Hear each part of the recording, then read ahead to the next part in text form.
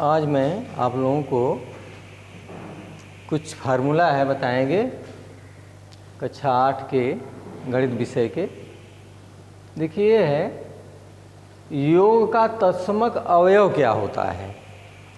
योग का तत्समक अवयव क्या होता है? यदि किसी पूर्णांक में शून्य जोड़ें तो योगफल वही पूर्णांक होता है। जैसे 5 में शून्य जोड़ दें तो 5 ही रहता है ना। 5 में शून्य जोड़ दें तो कितना आंसर आएगा? 5 आएगा, है ना। तो शून्य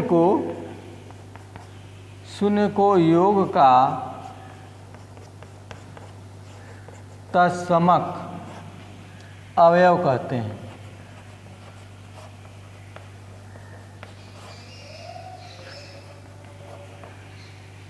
शून्य को योग का तत्समक अवयव कहते हैं। पुनः देख लें, यदि किसी पूर्णांक में शून्य जोड़ें तो योगफल वही पूर्णांक होता है। यानी कि 5 + 0 कर दें तो 5 ही आएगा। तो आप शून्य को क्या कहोगे? शून्य को योग का तत्समक अवयव कहते हैं। ठीक है ना। इसी पर आधारित कुछ सवाल मिलेंगे एक्सरसाइज में। अब हम आपको बता दें कि गुणन का तत्समक अवयव क्या होता है। देखिए,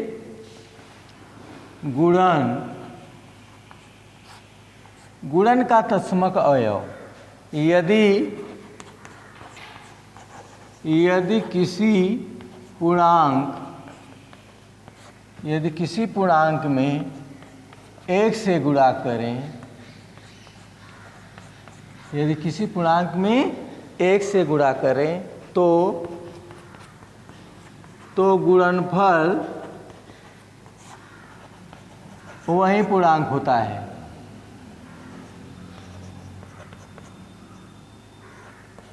वही पूर्णांक होता है। यदि किसी पूर्णांक में 1 से गुणा करें, जैसे देखो, यदि आप 4 में गुणा करते हैं 1 से तो कितना आंसर आएगा?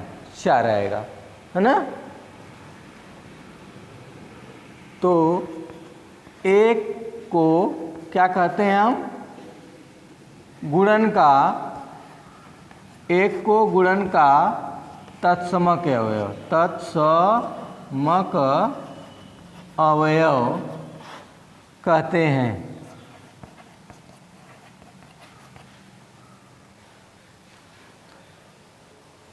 एक को गुणन का तत्समक अवयव कहते। गुणन का तत्समक क्या है? किसी पूर्णांक में यदि 1 से गुणा करोगे तो वही संख्या आएगी। जैसे 7 में 1 का गुणा करोगे तो कितना आएगा? 7 आएगा। तो 1 को क्या कहेंगे? गुणन का तत्समक अवयव। अब हम आपको बता दें तीसरा फार्मूला क्या है।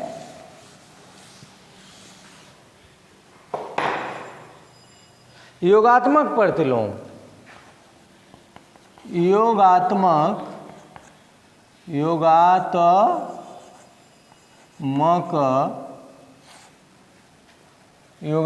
प्रतिलोम। योगात्मक प्रतिलोम देखो क्या होता है। योगात्मक यानी योग का उल्टा, अरे व्युत्क्रम। ठीक ना। जैसे देखो एग्जाम्पल में 5 का योगात्मक प्रतिलोम, 5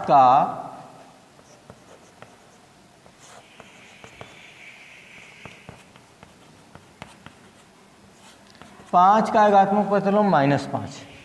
5 का योगात्मक प्रतिलोम कितना होगा? -5। ठीक। और बोलिए किसी संख्या का हम बता दें। बोलो जल्दी, कोई संख्या बोलो। 6 का योगात्मक प्रतिलोम, 6 का योगात्मक प्रतिलोम कितना होगा? -6। यानी धनात्मक वाले का ऋणात्मक होगा।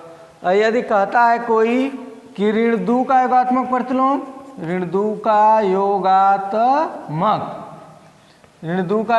प्रतिलोम कितना होगा? धन 2। ऋण 2 का क्या होगा? धन 2। और धन 2 का ऋण 2। यानी धनात्मक संख्या तो ऋणात्मक होगा, ऋणात्मक का धनात्मक होगा। और देखो एक होता है 4 नंबर, एक और प्रश्न आपको बता दें फार्मूला के लिए। गुणात्मक प्रतिलोम, गुणात्मक प्रतिलोम, गुणात्मक प्रतिलोम। देखिए 2/3 का गुणात्मक प्रतिलोम क्या होगा? देखो गुणात्मक प्रतिलोम 2/3 का गुणात्मक प्रतिलोम होगा, यानी अंश वाला हर हो जाएगा, हर वाला अंश। बस इसमें इतने करता है। जैसे देखो इसका कोई और उदाहरण ले लो, जैसे ऋण 3/5 का, ऋण 3/5 का गुणात्मक प्रतिलोम, ऋण 3/5 का कितना है गुणात्मक प्रतिलोम? क्या होगा? 5/3, 5/3। ऐसे आप कर लेंगे ना। गुणात्मक प्रतिलोम क्या है? जैसे 2/3 का गुणात्मक प्रतिलोम 3/2, जैसे ऋण 3/5 का क्या लिख देंगे? 5/, यानी अंश वाला हर, हर वाला अंश हो जाएगा। तो आप एक्सरसाइज देखें, 2 ई होगी शायद एक्सरसाइज।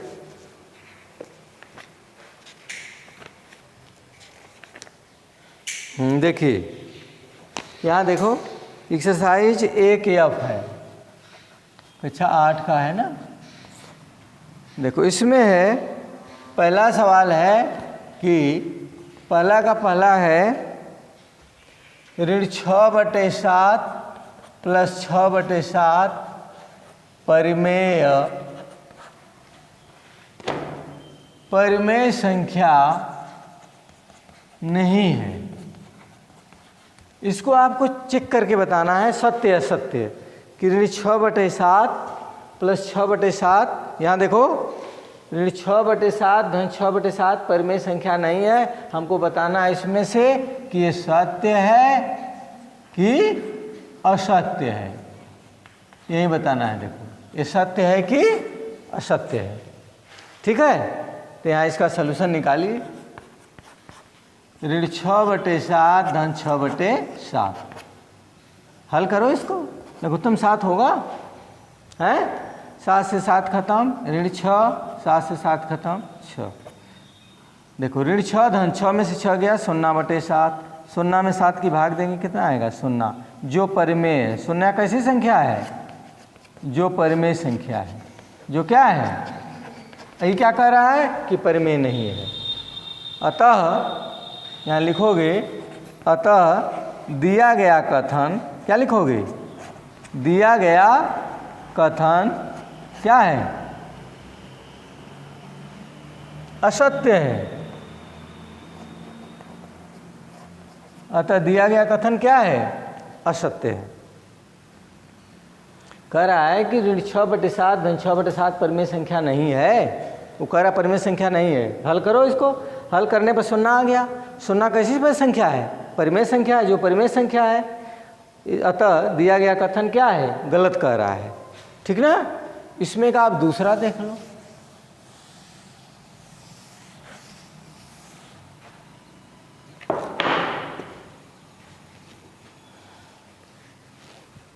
दूसरा है कि परिमेय संख्याओं में,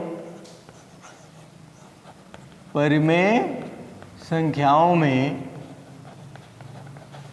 परिमेय संख्याओं में योग का तत्समक अवयव, योग का तत्समक अवयव 0 है। परिमेय संख्याओं में योग का तत्समक अवयव क्या है? परिमेय संख्याओं में योग का तत्समक अवयव 0 है। हम फार्मूला बताए थे भाई कि नहीं? परिमेय संख्या में योग का तत्समक अवयव क्या होता है? 0 होता है। तो आप क्या लिख दोगे यहाँ? सत्य है। क्या लिख देंगे? सत्य है।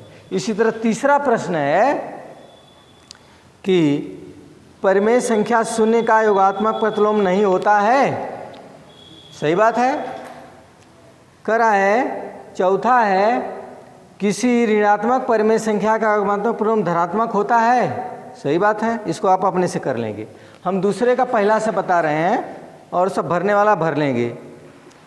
कह रहा है ऋण 5/12 प्लस खाली स्थान बराबर ऋण 5/12। देख रहे हैं कि नहीं? ऋण 5/12 धन डाट डाट ऋण 5/12। ठीक है?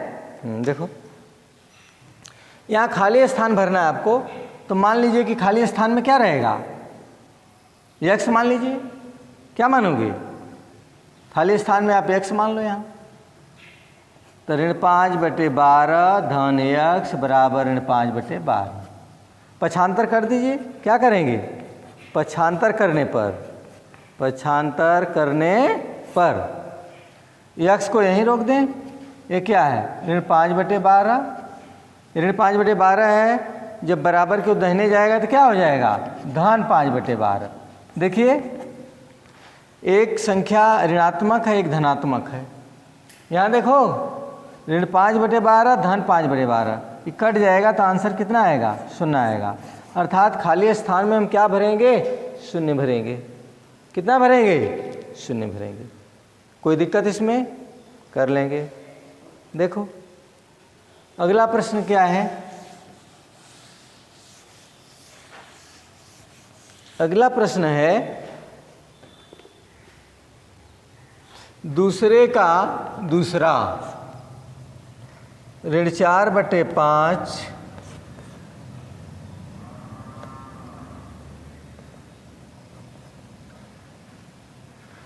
ऋण 4/5 ऋण डाट डाट कितना आ रहा है? 0। तो आपको खाली स्थान में भरना है। क्या करना है? तो यहाँ पर इसके हल में लिखेंगे कि ऋण 4/5 मान लो खाली स्थान में x है बराबर 0। ऋण x बराबर 0। तो यहाँ देखिए पक्षांतर करेंगे? कर दीजिए। ये ऋण 4/5, ये ऋण x बराबर के जब दाहिने जाएगा तो क्या हो जाएगा? धन x होगा, है ना? तो यहाँ हो गया ऋण 4/5 0 धन x, ये x। ये आंसर है। कोई दिक्कत नहीं। देखिए दूसरे का अगला प्रश्न क्या है? दूसरे का 3 नंबर क्या है? देखो 1/2 के घाते ऋण 1 बराबर खाली स्थान। देख रहे हैं? इसका जो हल होगा, देखो 1/2 के घाते खाली स्थान बराबर क्या लिखोगे? x। क्या लिखोगे? मान लो खाली स्थान है। हम एक फार्मूला बताए थे ना कि अगर किसी संख्या के घात निगेटिव है, इसको धन बनाना है, तो कहाँ आ जाएगा? नीचे आएगा ना। तो यही घात आप निगेटिव है ना। देखो उस तरह बिना फार्मूला का समझ लो। अगर कोई सी संख्या का घात निगेटिव है, अगर इसको धनात्मक बनाना है तो अंश वाला हर कर दो, हर वाला अंश। तो हो जाएगा ऋण 2/1 घात 1 बराबर x। अच्छा ऋण 2 में 1 का भाग देंगे तो ऋण 2 के घात 1 बराबर x। ऋण 2 के घात 1 यानी ऋण 2 बराबर x। ये आंसर है। ठीक है? कोई दिक्कत? क्या? ठीक, शेष हम अगले वीडियो में बताएंगे।